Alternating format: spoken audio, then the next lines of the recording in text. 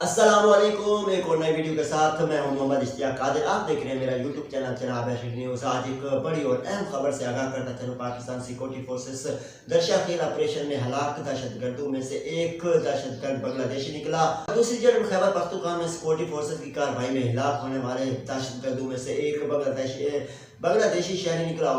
پاک فوج کے شعبہ تعلقات ISPR کے مطابق خیبر پختونخوا کے علاقہ لکی مروت ملا نذیر گروپ کے دہشت گردوں کی موجودگی کی اطلاعات پر 26 اور 27 ستمبر کو انٹیلیجنس آپریشن کیا گیا۔ آپریشن میں پاک فوج اسپیشل سروس گروپ اور CTD نے بھی حصہ لیا۔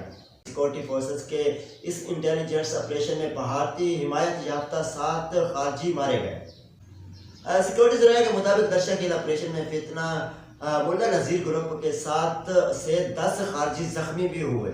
خیبر پختونخوا ملا نذیر گروپ کے خلاف سیکورٹی فورسز کا آپریشن 17 خارجی ہلاک۔ ISPR کے مطابق ہلاک کیے گئے فتنہ خارجی کی دہشت گرد مختلف دہشت گردی کارروائیوں میں ملوث تھے، اور تحقیقات احکام کے مطابق درشا خیل آپریشن میں ہلاک دہشت گردوں میں سے ایک کی شناخت بنگلہ دیش شہری کے طور پر ہوئی، اور جس کے قبضے میں بنگلہ دیش کا شناختی کارڈ، کرنسی اور دیگر سامان برآمد ہوئے۔ تحقیقاتی احکام کا کہنا تھا کہ اس سے قبل بھی کارروائیوں میں 2 سے 3 بنگالی شہری مارے جا چکے ہیں۔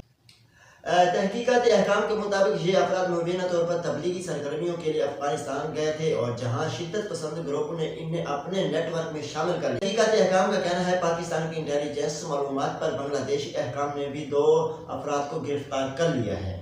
اس طرح کی مزید ویڈیو دیکھنے کے لیے ہمارے یوٹیوب چینل کو سبسکرائب کریں اور بیل آئیکن لازمی کریں، کیونکہ ہر آنے والی ویڈیو آپ تک پہنچ سکے۔